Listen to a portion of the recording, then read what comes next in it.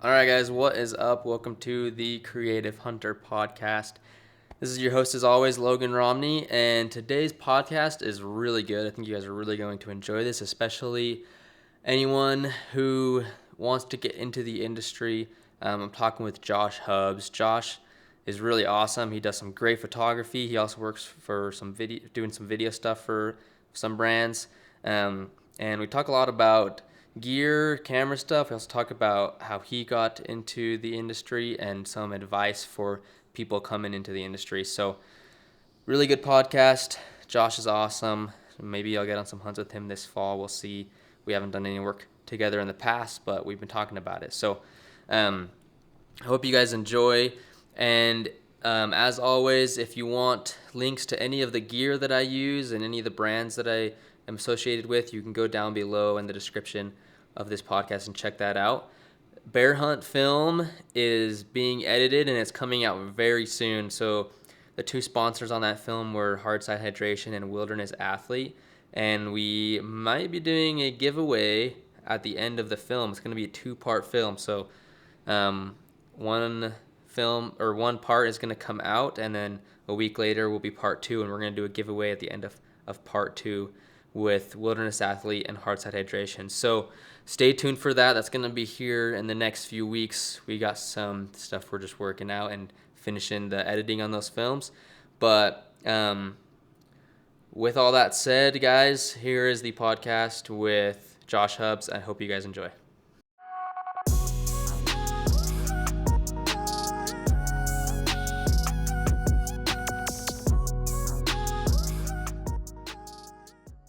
All right, Josh Hubbs, how you doing, man? Doing pretty good. How are you? Good, dude. Good. Yeah, so let's start off. Just introduce yourself to everyone listening and just kind of where you're from and what you do. Yeah, so I'm Joshua Hubbs, and I do content for the outdoor industry and a little bit of photography and videography work, as well as work with Homeland Security here in Arizona. That's where I'm based at right now, originally from Oregon, and I'm a diehard bow hunter when it comes down to it, and that's kind of how I transitioned into photography, is wanting to share the story because you get some cool experiences out there, and not everybody believes you. So I was like, I'm gonna pick up a camera and I'm gonna show everybody. Nice, dude. I love it. Yeah, I love seeing all your photos and your Instagram stuff about shooting your bow because you shoot your bow probably every day, right? It's right here with Yeah, me I right see it now. right there. I'm always shooting it. It's always with me. Let's run through your bow setup real quick. What are you shooting? So this year I've got the Matthews Lift 33. It's set at 80 pounds, 80% lit off. It's at a 29.5 inch draw length. I've got the dialed RXO sight to color match it. I'm also running the Quattro Archery stabilizers. I've got a Vapor Trail rest on there, and then I'm running the Matthews Low Pro quiver right now, and Easton Pro Comps and Easton Match Grade Axis Long Range. Nice, dude. So you are like dialed in. You know everything. That's awesome. Yeah. I love Yep. it. And that dude, honestly, that site right there, we're getting ready for attack and everything. So it's set up for 150 right now. Nice. I love that dialed sight, dude. I ran that last year and I may run it this year again. Yeah, Because it's awesome. I like the it specs a is. lot. Yeah. I've noticed you get with that angled rail, you get about 20 to 30 more yards out of your setup, depending on where you run that site and how far out it is. Right, for sure. Yeah, I think it makes a difference, definitely. Um, nice, dude. So shooting your bow bunch, you got any what archery hunts do you have this fall? This fall, so I've gotten over the counter hunt here in Arizona that I'll be taking on, and then that's mule deer, and then I also Nice. have an archery elk hunt here in Arizona as well that I'll be taking on. So those will be my two main hunts prioritizing. They kind of got me busy this year, and then I've got some buddies I'm helping. That's awesome, dude. That'll be fun. Hopefully you can make it happen with some this year. Hopefully, Yeah. yeah, I know I've got a couple, so I'm excited for this. It'll be good. But yeah. so I really want to talk with you for a little while just about the photography in the industry, like how you got into it and your perspective on things, because I think you have an interesting perspective. Um, so yeah, so let's start from like the beginning. Like, how'd you get into it? How'd you find out that it was even a thing you could do?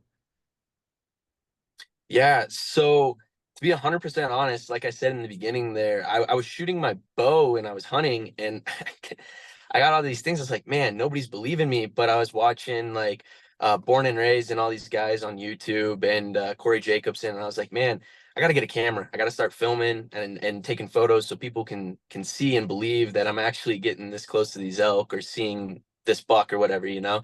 And so I just kind of, my first camera action was a Canon 80D. I picked Nice. that up, started running around with that, and it started just, honestly, I knew nothing. I didn't go to school, which I know some of these guys, they go to school for it. They get the photography background. I literally just picked up a camera and started running with it.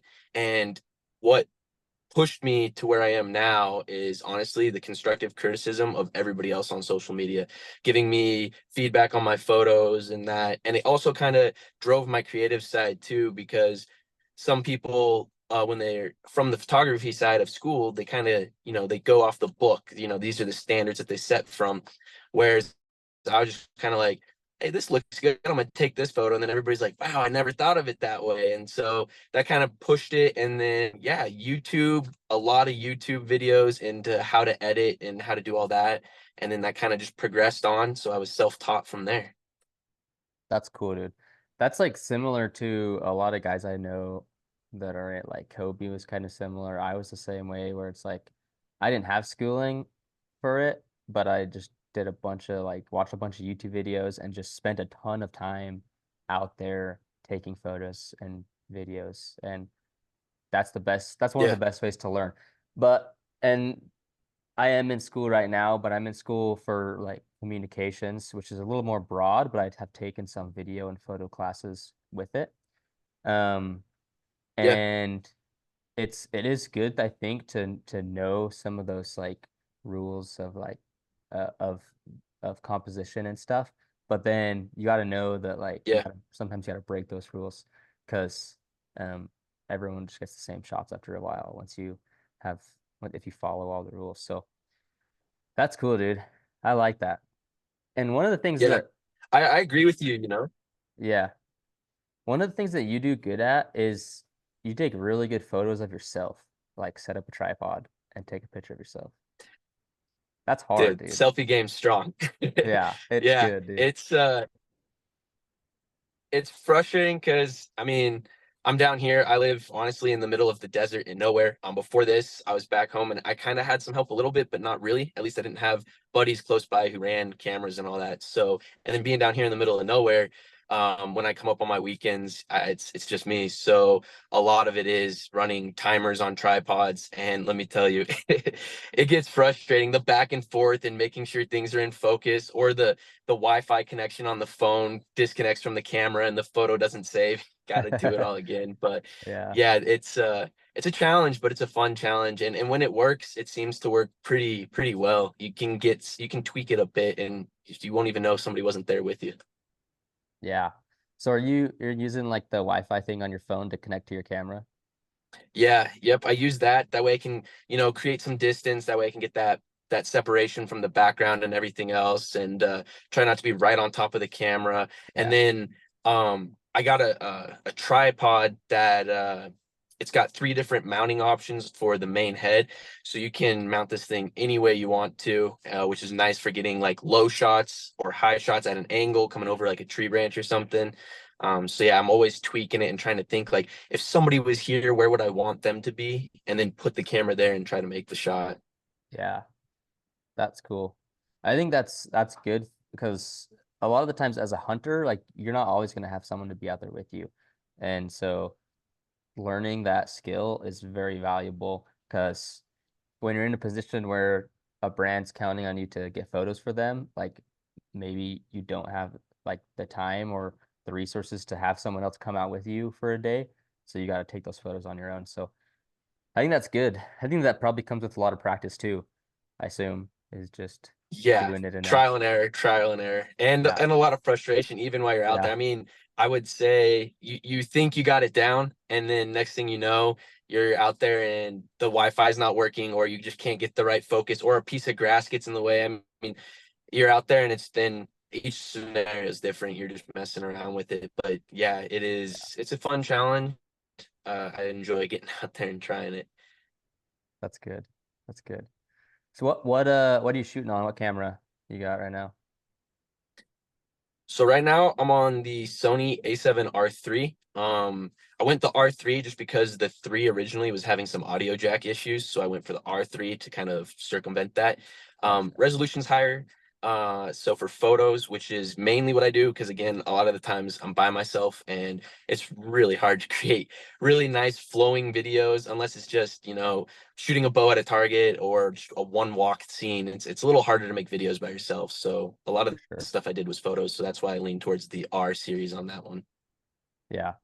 That's a good camera. I've heard a lot of good things about that. Dude, I I know. want the four. Yeah. I think Kobe's got the 4, or he has the or one newer than that or something. I don't really know Yeah. Sony very good, but Yeah, I would love to get the four if I could. yeah, that'd be cool, dude. Um, okay, nice. Let's talk about networking too, because that's a common question I get asked is like, how do I get into the industry? Like, how do I work with brands? So I want to hear your thoughts on how you got into it and how you started working with brands and like brands paying you for your content. Um, and then some of your thoughts about how guys can get into the industry. Definitely. I would say when working with brands specifically or trying to get out there, networking is huge. But the main thing that's going to have you stand out is a lot of these people are asking these companies. I mean, you got to think about it. There's tons of people out there who are just like, hey, I take some photos. I want some free content. And yeah, there's a lot of people that take photos, and sometimes yeah, you'll get handed free content. But if you want to be paid for it and continuing working with the company, you got to understand that when you talk to that company, it's not just for free product. You're talking to them because you believe in their product, you use their product probably already, and that you're committing to grow with them, and they should also in return be interested in growing with you as well. So make sure you're building a connection with the company, not just saying, hey, thanks for the free product, here's 5 photos, peace out, I'm out of here. Like, no, you Yeah. just got to make sure that you're building a relationship. It's I mean, that's it. It's a relationship with the company, and make sure that you're communicating with them. If you're like, hey man, honestly, this is garbage, I don't like it, and you're not going to use it, let them know, hey, I'm sorry, I did test this out, but this is what I'm seeing, and see if you can work through that instead of just bouncing to another company, not letting them know. That's how you burn your name, and that's how you'll not get out there anywhere fast. Yeah. But also getting recognized is another thing. So sometimes, I mean, going out and networking at like shot shows or the Utah show, that's a great way to get out there and talk to people. But have like a book with you or your Instagram. Obviously, we all have our phones, but have photos with you so you can show what you can provide. Or if you've worked with companies in the past, give them something that you've done and kind of give them like a go by, like, hey, this is what I can provide you with. And make sure that you have your creative side. Like you said before, everybody's taking photos and anybody can take a shot. And you got to follow the rules, like rules of third and all that in composition. But if everybody follows the same thing, you get the same photo but a different edit, right?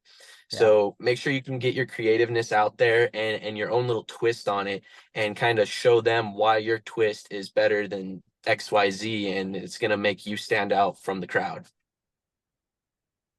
But and then as far as introducing yourself and moving on to people into the industry, man, like a face to a name goes a long ways. So all kinds of stuff you can do where you're out there, and yeah, you can just message people, but a message is just another message in the inbox, sliding into the DMs. It's just okay, cool, yeah. So definitely recommend, if you're going to try to reach out to a company, if you're going to start out with DMs, DM them, but then give them your number, your email, and try to set up a Skype call with them, and make sure that you can build that personal connection with the company as well, because a face and a name goes a lot further than just a name and a message. Dude, 100%. Yeah. Like getting in front of people and knowing who to talk to when you're at like a show, like Salt Lake or a TAC or whatever. Yeah, That's huge. Huge. yeah, I agree. And you and Kobe do great at that too. You both have. Yeah, we work hard at it. Like we print off books every year that have like photos from all the trips we've been on and that we can show brands just to be like, hey, this is what we can do. Um, and we can show them right there because it's a lot different than giving them like a card or a link to an Instagram or something because they can like look through it with you, Yeah. and you can show them. So And I think that's something that makes you guys stand out from everybody else too. Cause I mean, like I was saying, you can pull up your phone and be like, hey, this is, and you're flipping through it, and they're looking down at it with you, but maybe something catches their eye, they look up. They're not really interested in your phone unless they're already interested in you. But when you come up with a book with all your photos in it and examples of what your work is and what you've done and who you've worked with, they can see the work right there. I mean, you've got a book. They know that you put time and effort into this. This isn't just something you just pulled out of your pocket and you're like, hey, check this out. This is what I can do. You've put in the time and the effort and went the extra mile, and that goes a long ways in this industry. yeah, absolutely, man. Anyone who does that, like it, people will look at you as much more of a professional than just another guy shooting photos. Yeah, So, definitely. and there's more like just being creative in ways to show brands your work. Like there's Yeah. so many ways that you could do it, and that's not even just the way that we do it. Like there's other ways that me and Kobe have talked about, we just never have done. And so like there's limitless opportunities to Oh yeah. stand out there.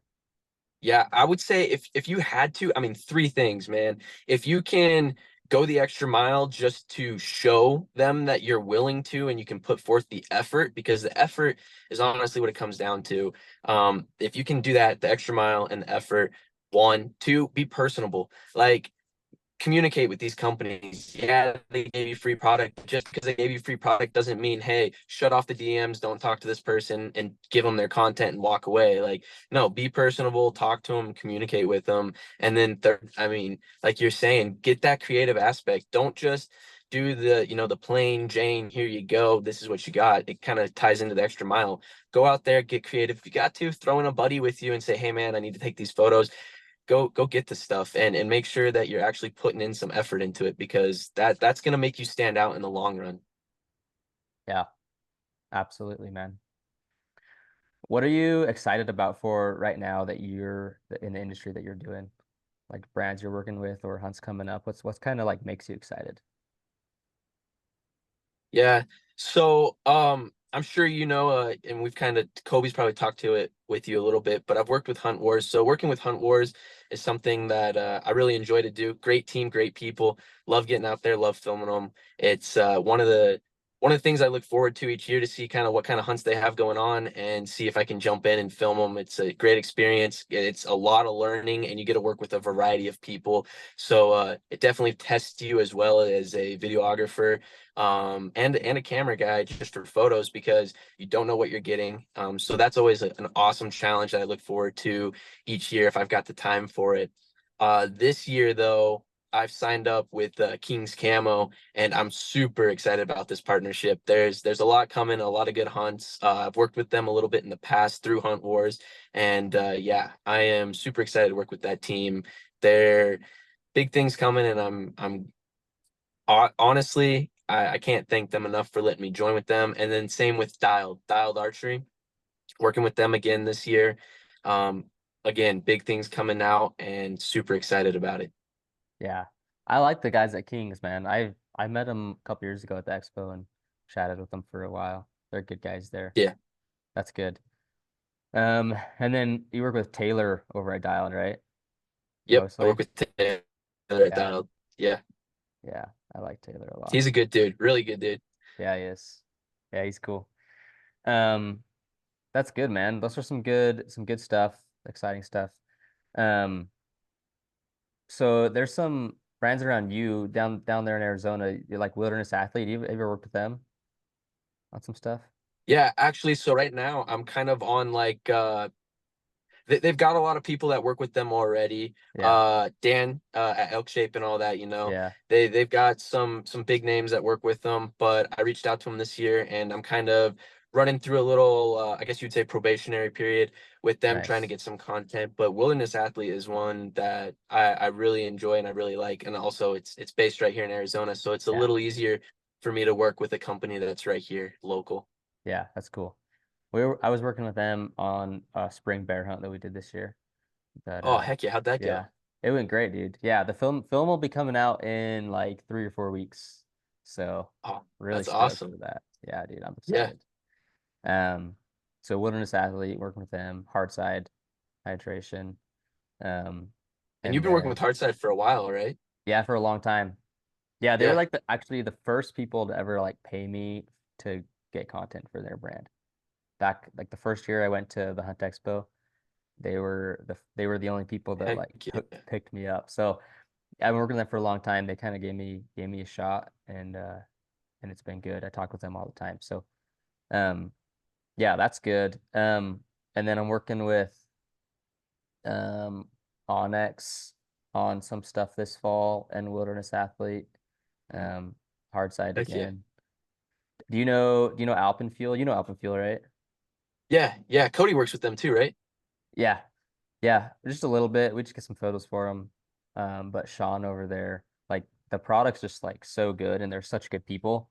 Um, we just get some content for them and they send us stuff. But Dude, those cookies they have are awesome. I know, dude, those new cookies are so good. We they sent us some on our bear hunt and man, like they were so good. So, Josh, Yeah. what are you doing right now to stay in shape? Because obviously the hunts that you go on are a lot of the times are pretty tough hunts, and I know like as camera guys, you don't want to be the weakest link out there. So, and I know you work out a lot. So what's kind of your uh your plans and your base on that stuff?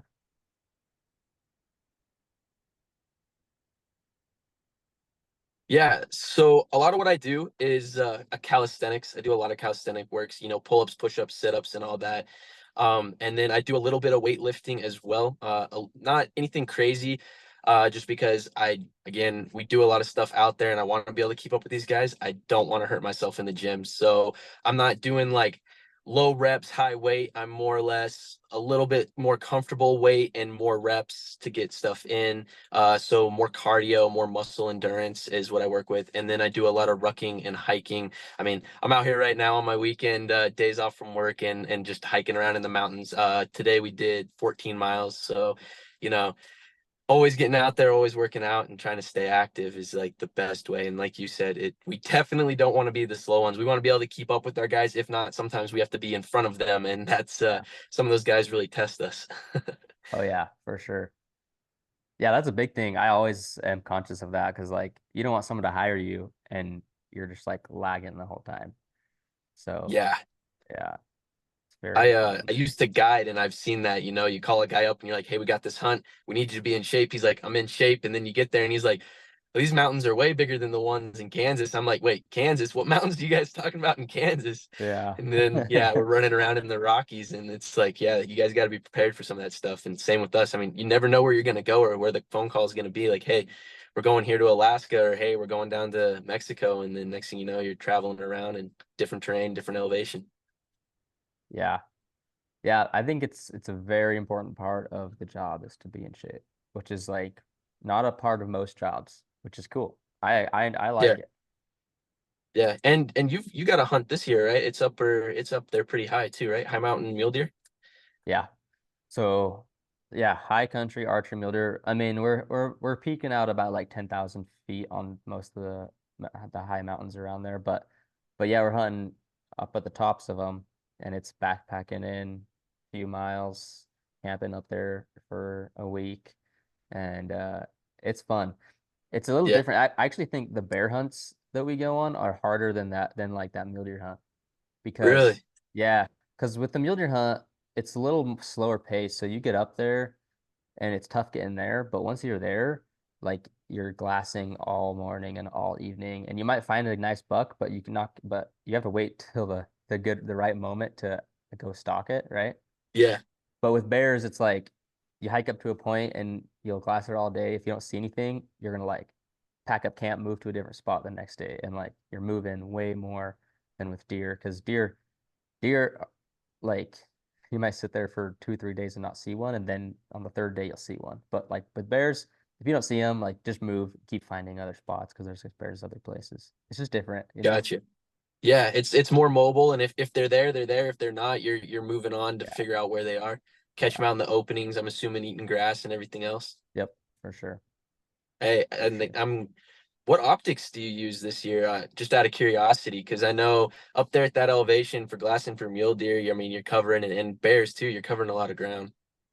Yeah, there's a few different ones. I just did a podcast on it the other day, but I'm using I'm working a little bit with Hawk Optics. I don't know if you've heard of them. Yeah, I They're have. cool. Yeah, so they sent me some stuff. They sent me a couple little spotters, a rifle scope, and some binos. They're the range finding binos. Oh, heck yeah. So yeah, so I was using that stuff on the bear hunt this year. Um, really like it. I've also got a Out of sword. curiosity, Go for it. Yeah. with bow, would you run the range finding binos over binos in a rangefinder if you're archery hunting like deer, let's say? So I don't think I will. I think I'm gonna run a hand rangefinder for archery. Um, Yeah, yeah, I think that's the way to go. I don't I'm a little bit I'm not sure if I will run the binos for archery just because like with the mule deer especially where you're glassing a lot, I have 16 stabilized SIGs. It's like the 16 powered stabilized SIGs, which are like really nice because they're yeah, 16 powered and they're stabilized. And then I'll just run a hand rangefinder, and they're a little bit lighter too, those stabilized binos than the range finding binos. So I think yeah. that's what I'm gonna do for archery stuff for deer. But I could see myself using the range finding binos for like maybe elk or something. Um, I've always been curious. I've never messed with them much, but I've been curious, like, pulling out of your bino harness, if it's easy to do binos one hand. I mean, they're bigger and everything else, but I've always been binos. And then if I get close, it's just rangefinder from there. But yeah, I've been curious about that. yeah, yeah. I didn't bring my rangefinder down here to Texas with me where I'm living right now, but I have the range finding binos, and so I was shooting my bow yesterday with the binos, and like they work because the button's on the right side, so like you can pull them out and click the button on the right side. Oh, heck yeah. Um, so yeah, it's I don't know. I guess it would just come down to personal preference on them. On Yeah. you have to try it out, but that's kind of my thoughts on it. But no, those are good. And then I'm also running a Swaro spotter most of the time, just because you can't beat Swaro quality. I Yeah. don't think like it's good stuff. But I mean obviously it's expensive, but everything has a price. So I mean, um honestly, when it comes to glass, you get what you paid for when it comes with anything, 100% lenses or spotting scopes and binos. When it comes to glass, you honestly get what you pay for. you do for sure. So that's why I just keep running that spotter because I don't think there's anything better. What are Heck you yeah. running for optics? This year I'm running the Leopold spotting scope and binos and rangefinder. So everything I'm running is Nice. Leopold right now. And for binos, I like to run the 12 by 50s. That's kind of like I find it's perfect for me to still run hands, but if I throw it on a tripod, it's good. Right now though, I have the 10 by 50s. I went a little bigger on that just because I do have a spotting scope and I didn't need 12 by 50s. So I'm running 10 by 50s, cover ground quick. If I spot an animal, especially out here in Arizona, it's super open. So you Yeah. just spot something and then you throw in the spotter just to make sure, confirm that it's something that you want to go after or not. Yeah, that's kind of how I roll too. Like just have the binos to find them and then put the spotter up to see what they are. Yeah, I found it super effective because yeah, I was using 12 by 50s, but your field of view gets a little limited. It is quite a bit more zoomed in, but I definitely think like 10 by 50s or any 10 power, you can just glass a hillside fairly quick, spot a few things, and then from there just zero it in with the spotting scope and everything. Yeah, that's how I do it. I think that's the best way. Yeah. What bino harness do you have? So I'm running the Muley Free Game Changer Okay. right now. Honestly, I really like that one, especially because of the attachments. I don't know. Have you seen the new attachment they came out with that holds your arrows? No, I haven't. So the game changer, like most spinal harnesses, has the clips that attaches to the harness piece that goes on your back, right? Gotcha. Yeah. Well, you can take that piece off and attach a bladder bag that also holds a little bit of other things, and then it has a like a sleeve in there for arrows as well. I'll be taking that to Okay. tack. Nice. That's actually pretty sick. Yeah, it makes it handy. I mean, and it's small. I mean, you already got your binos on, and I Yeah. found too that with the bladder bag when it's full, it kind of counteracts the binos, and they Mm. bounce less. So if you didn't want it in your backpack or anything else, or even you pull that bag out and throw your Hardside bottle in there, it Yeah. just adds a little counterweight to it. That's cool. Yeah. That'll be sweet. What about you? What harness are you running? I have the FHF, the fob. Oh, heck yeah. Yeah, really like it. Yeah. Similar, I think it might be similar design, like where it opens up in the front, magnetic Yep. kind of, which is what I think a lot of the best ones they got that same design, like they pop open magnet in the front. Um, but yeah, I love it so far. Haven't had any. I've used FHF for 3, 4 years now. Before Heck they yeah. came out with a new one, just really like them, like their stuff. That's awesome. Yeah, it's good. What tripod are you using? That's a big. Everyone wants to know what tripods are.